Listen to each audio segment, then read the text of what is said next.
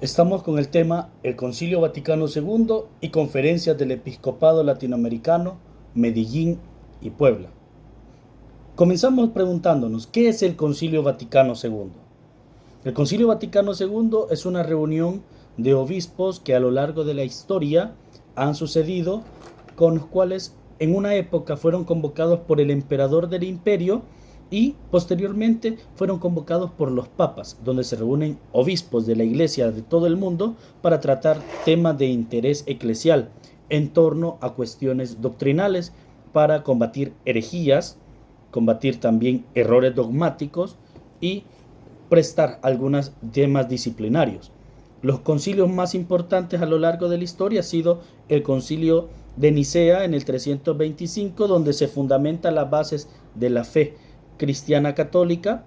También el concilio de Constantinopla, que viene a hacer una relectura y una reafirmación de los principios doctrinales, y de ahí nace lo que conocemos como el símbolo niceno-constantinopolitano, es decir, lo que comúnmente llamamos en la fe popular el credo largo. En esta forma entonces podemos comprender que en el siglo XVI también el concilio de Trento fue muy importante para la iglesia, porque fue la respuesta que la iglesia le dio a los temas doctrinales en torno a la reforma protestante hecha y propuesta por Lutero. Así llegamos hasta el siglo XIX, donde se ha hecho hincapié al tema de una respuesta a los graves problemas, y es el concilio de 1870 que queda inconcluso. Llegamos hasta el año de 1959, cuando Juan XXIII convoca, inspirado por el Espíritu Santo, un nuevo concilio que lleva por título el Concilio Vaticano II, que se desarrolla en dos etapas. Se desarrolla la primera etapa de 1962 bajo la conducción y guía de Juan XXIII, y en 1963 que retoma Juan Pablo VI después de la muerte de Juan XXIII y lo lleva a término hasta 1965. ¿Cuál fue la importancia de este concilio ecuménico? Primero clave para que comprendamos es la pregunta: Iglesia, ¿quién eres? Iglesia, ¿qué dicen de ti? Estas fueron las preguntas fundamentales que contestó el Concilio Vaticano II, porque estamos en la época de los años 60, la época de la Guerra Fría, cambios sociales, cambios económicos, cambios políticos, posguerra mundial, los avances científicos están, los temas de la alunización están muy importantes. Entonces, en este sentido, la iglesia, como dice Juan XXIII, tiene que ponerse al día, hacer un ayornamiento, es decir, una puesta al día. El Concilio Vaticano II es un antes y un después de la iglesia, y por esto mismo, entre todos los documentos que escribe, que nacen a la luz de esta reunión, el más importante y el que vamos a reflexionar es el documento pastoral que se titula Gaudium et Spes, sobre la iglesia en el mundo actual. La Gaudium et Spes es el documento que se empieza a redactar desde 1962 y hasta 1965, el último documento que se firma.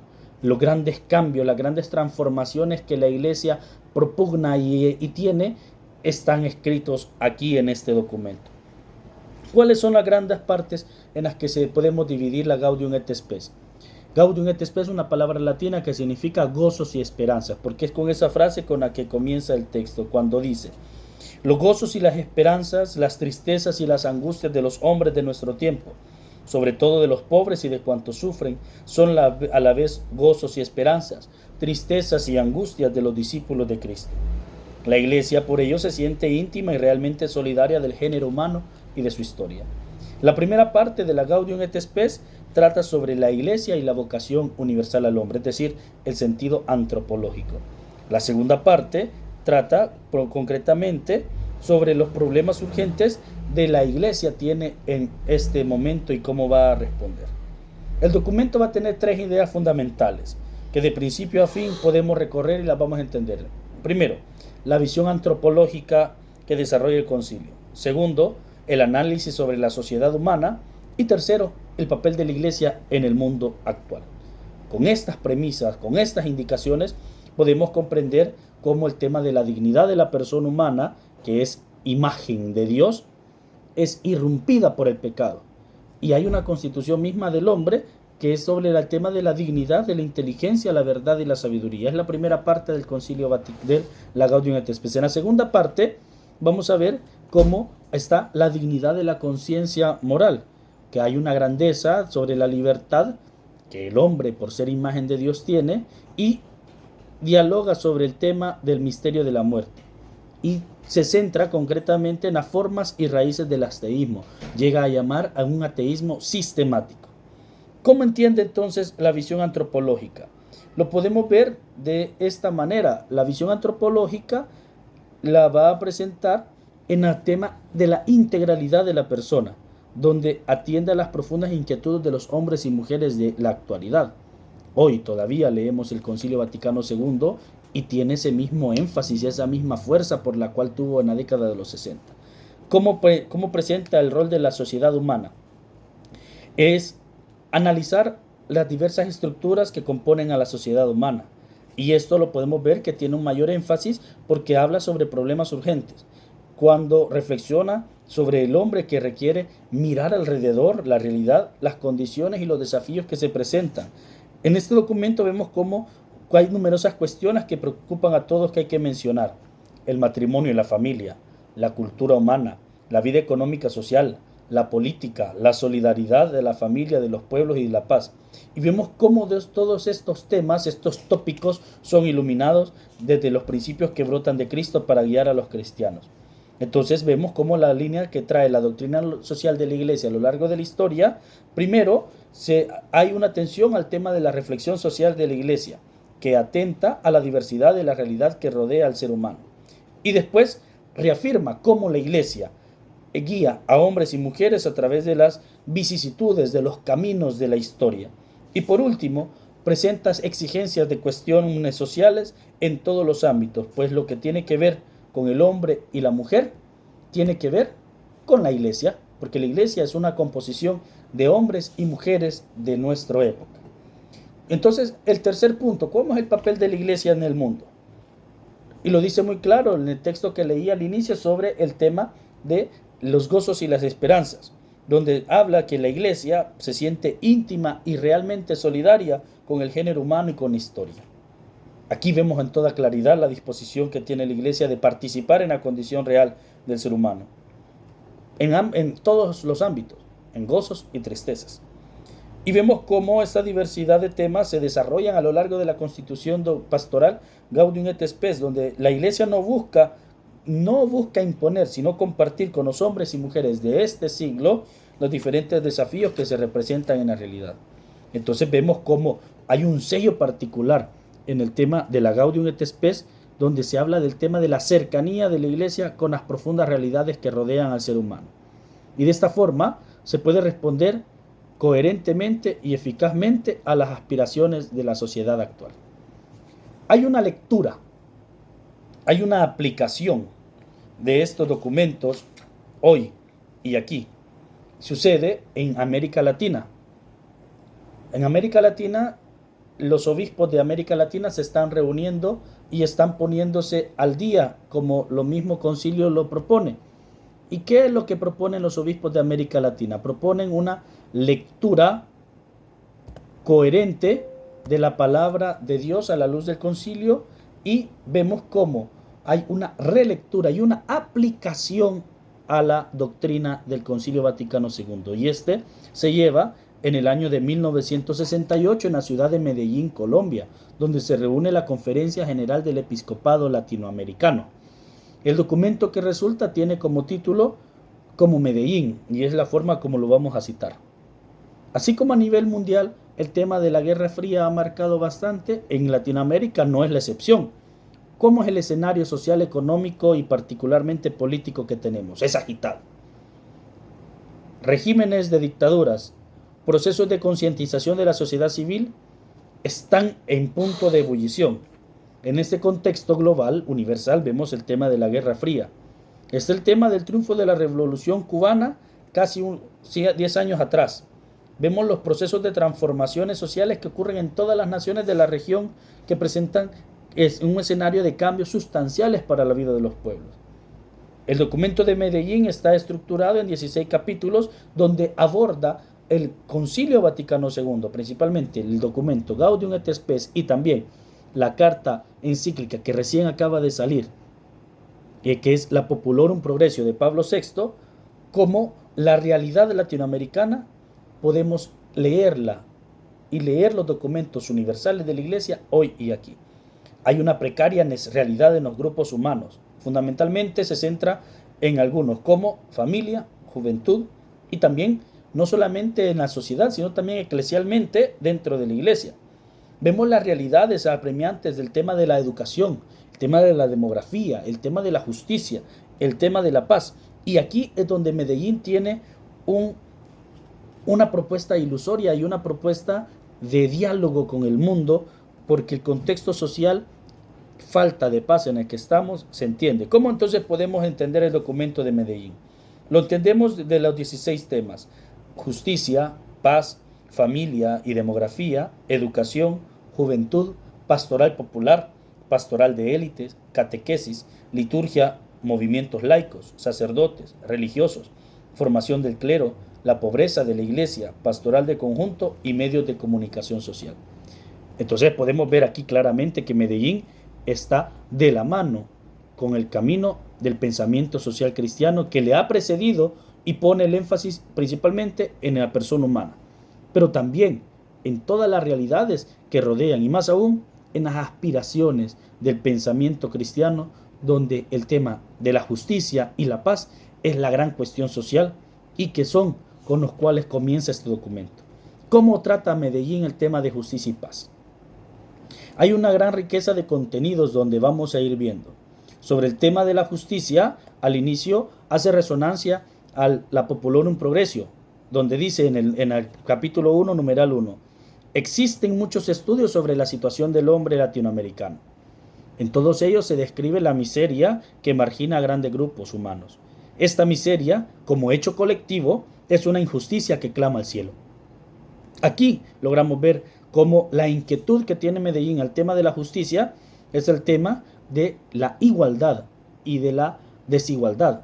El progreso, como lo decía Pablo VI, no es solamente a un país desarrollado, sino es cuando hay relaciones internacionales entre las naciones que van a llevar el verdadero progreso. Medellín entonces pierde el interés porque es la idea central. Hay una percepción de injusticia colectiva, dice, donde el principal llamado que la Iglesia hace a las estructuras sociales es a la condición que amenaza una estabilidad social, donde los pobres son muchos y los ricos son pocos y tienen todo. Tema que profundiza grandemente Medellín porque va de la mano del tema de la paz. Porque si ya la Populorum Progressio dice el desarrollo es el nuevo nombre de la paz, el subdesarrollo latinoamericano, afirma Medellín, con características propias en cada país, es una injusta situación promotora de tensiones que conspiran contra la paz. Por tanto, para Medellín, el primer documento, el primer lugar de la Populorum Progressio es fundamental para leer la realidad latinoamericana y lo va a retomar, y que hasta el día de hoy el documento de Medellín tiene mucho énfasis porque es el desequilibrio social que presenta los grupos mayoritarios de la sociedad, que son otra cosa que una serie de expresión de injusticia social, y por tanto, lo dice, son los impedimentos claros de caminos que llevan a la paz. ¿Cómo ve la educación y la pastoral? Lo ve principalmente, si comienza hablando sobre la justicia y la paz, Medellín elabora el tema de la familia y luego sobre la educación, y lo dice concretamente. Fija muy especialmente el tema en la educación como un factor básico y decisivo para el desarrollo del continente.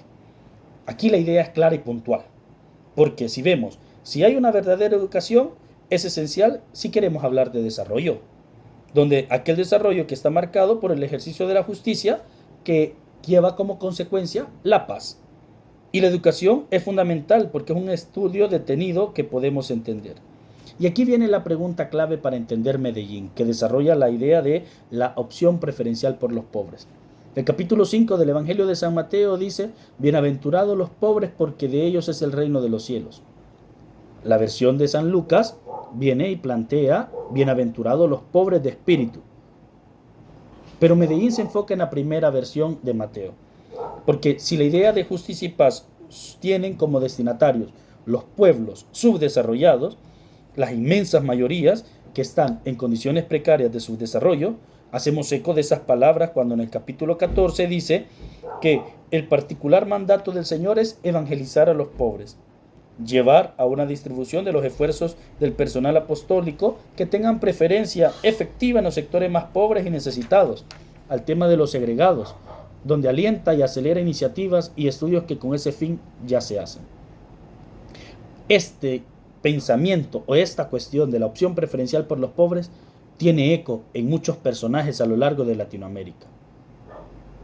Gracias a Medellín, el tema del pensamiento social cristiano en América Latina toma fuerza, toma arraigo, va poniéndole interés y se va dando una necesidad de responder a esto.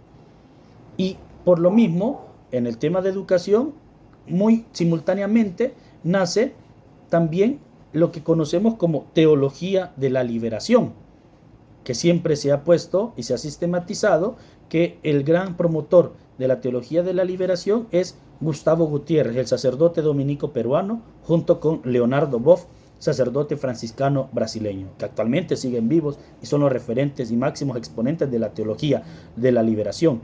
Y también en tema pedagógico, Paulo Freire, brasileño, que desarrolla el tema de la acción de educación liberadora en historia. Aquí se incorpora el término liberación cuando hace una lectura de la cuestión social. En el capítulo 4 del Evangelio de San Lucas, cuando Jesús desenrolla el rollo del profeta Isaías, dice: el Espíritu del Señor está sobre mí. Me ha enviado para liberar a los cautivos. Y esta clave es importante, porque el término va a estar presente en todo el documento. Liberación, liberación, liberación. Posterior al documento de Medellín, este término va a tomar mucha fuerza y, como lo dice el mismo documento, un sordo clamor brota de millones de hombres pidiendo a sus pastores una liberación que no les llega a ninguna parte. Pablo VI, en la inauguración de la conferencia, lo dice: no estáis ahora escuchando en silencio, pero oímos el grito que sube de vuestro sufrimiento. Es la predicación que el Papa ha hecho a los campesinos en Colombia en agosto del 68. Sobre esta categoría de la liberación vamos a profundizar más concretamente.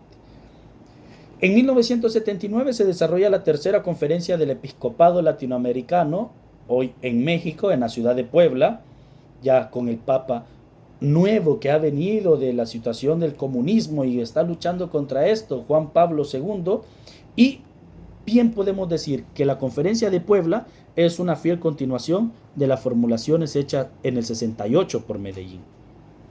¿Cuáles son los aspectos que vamos a rescatar? Primero, Puebla le pone mucho énfasis al tema de la juventud, porque para él plantea de que el ámbito más importante es el tema de los jóvenes. La década de los 70 y principios de los 80 tienen mucho énfasis a todo esto. Ya Juan Pablo II le ha hecho una invitación a los jóvenes en la misa de inauguración de su pontificado el 22 de octubre de 1978. Jóvenes, no tengan miedo.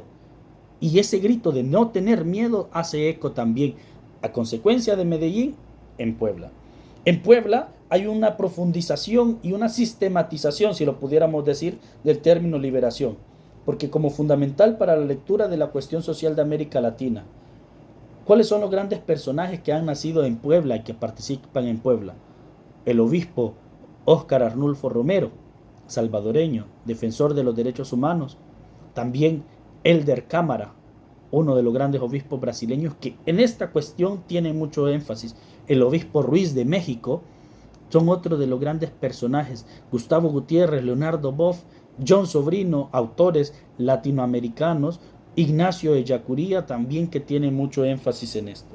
Hay una elaboración de la reflexión teológica que hasta la fecha todavía es de mucha importancia en la proyección de buena parte de nuestra iglesia latinoamericana.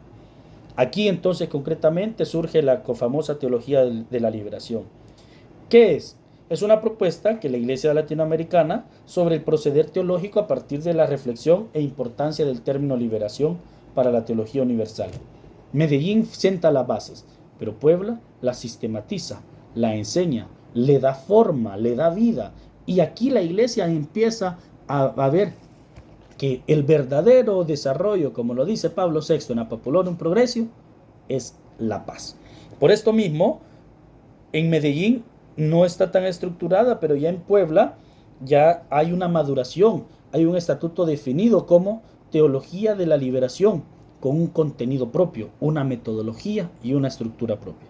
Sin embargo, en estos procesos sociales y políticos, la jerarquía de la Iglesia Universal no va a ver con buenos ojos esta corriente teológica. Ya con Juan Pablo II, la teología de la liberación va a empezar a ser censurada. Muchos teólogos son censurados y con Benedicto XVI continúan esas censuras. Más adelante vamos a ver y vamos a entender cómo esta teología de la liberación tuvo repercusiones sociales y tiene todavía repercusiones para la sociedad del mundo actual.